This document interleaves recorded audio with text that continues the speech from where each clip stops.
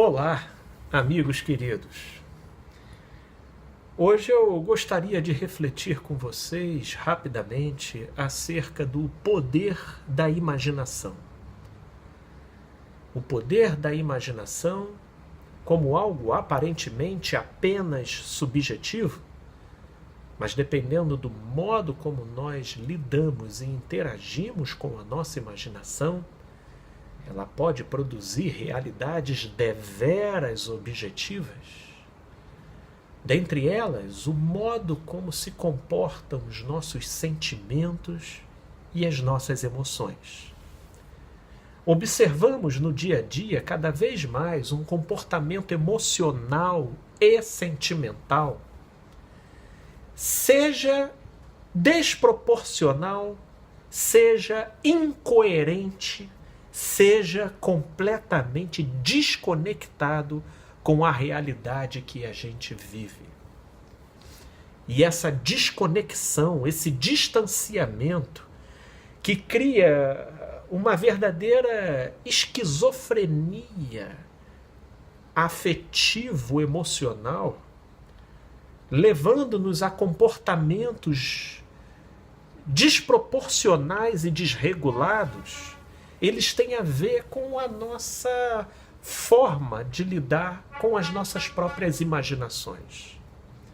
Sim, as nossas imaginações, elas produzem cenários, elas produzem lembranças, elas produzem imagens. E dependendo da atitude da consciência, no modo como ela lida com essas produções do imaginário, se ela parte para o comportamento de atribuir fé a essa imagem, a essa imaginação, consequentemente, os nossos sentimentos e emoções irão corresponder, reagir a essa crença associada à imaginação. Mesmo que essa imaginação não corresponda de fato à realidade da vida. Nós podemos ver essa dinâmica presente, por exemplo, no âmbito sexual.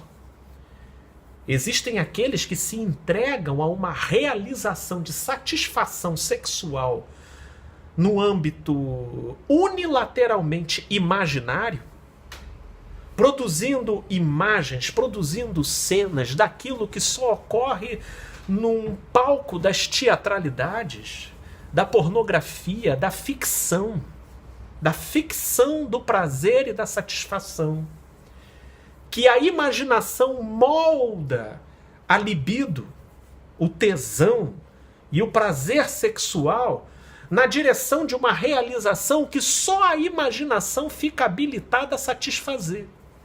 Porque quando o sujeito parte para o real apresenta um ritmo, uma delimitação, uma sequência de fatos tão desalinhado com o que o imaginário permite e concede, que essa discrepância produz como resultado final ou a ejaculação precoce ou a impotência.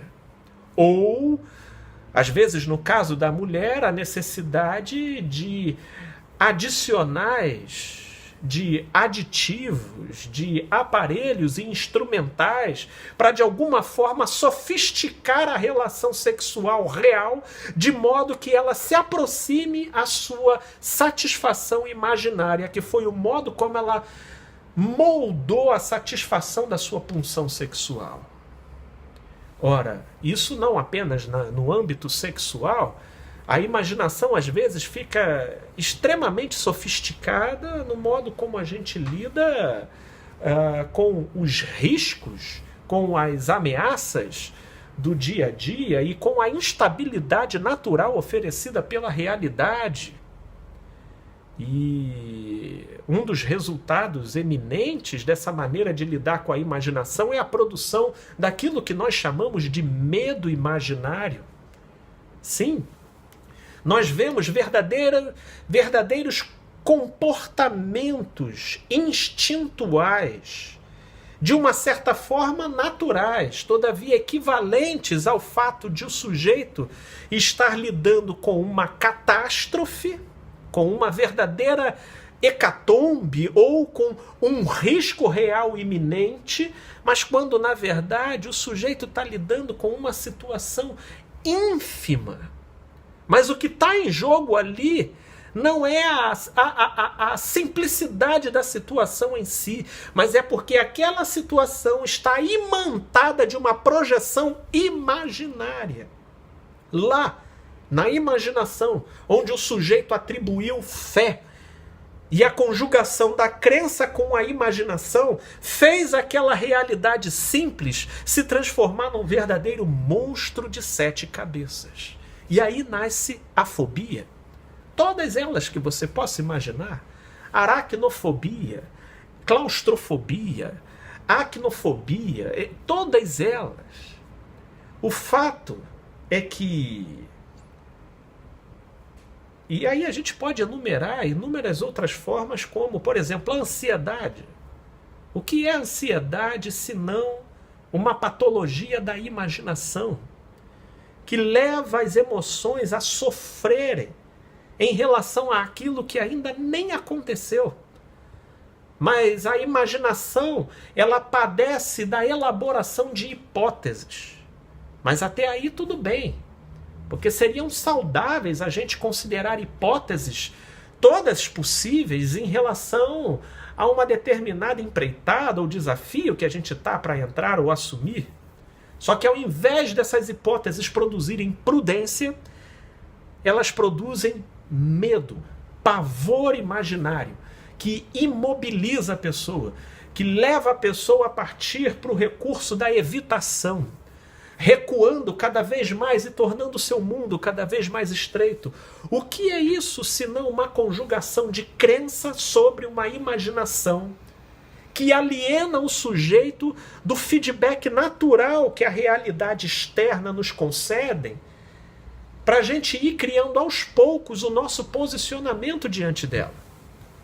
Mas ao invés de aguardarmos esse retorno da realidade, a gente se precipita na nossa própria imaginação, abraçando as hipóteses daquilo que pode acontecer, mas ainda nem aconteceu, como se fossem verdades absolutas.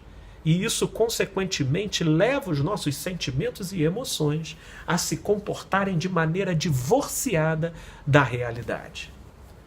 Portanto, fica aqui um apelo para que possamos cada vez mais trabalhar no sentido de compatibilizar aquilo que sentimos e o modo como as nossas emoções se movimentam com uma coerência maior em relação a como a realidade de fato funciona.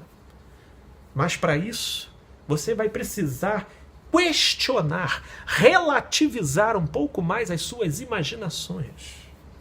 Sim, para que elas não se transformem no absoluto ou no substituto pleno daquilo que você pode interagir ou adquirir como retorno da realidade. A imaginação não pode substituir a realidade. A realidade precisa ter o seu espaço conjugado com a imaginação, para que as nossas decisões sejam cada vez mais equilibradas. Portanto, viva um dia de cada vez e não se entregue de maneira exagerada àquilo que pode ser viabilizado apenas na sua imaginação, por mais prazeroso e satisfatório que seja.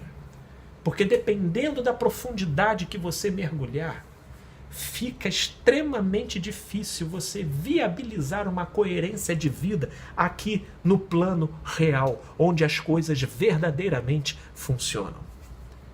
Pense nisso, gente boa. Um grande abraço para vocês. Valeu!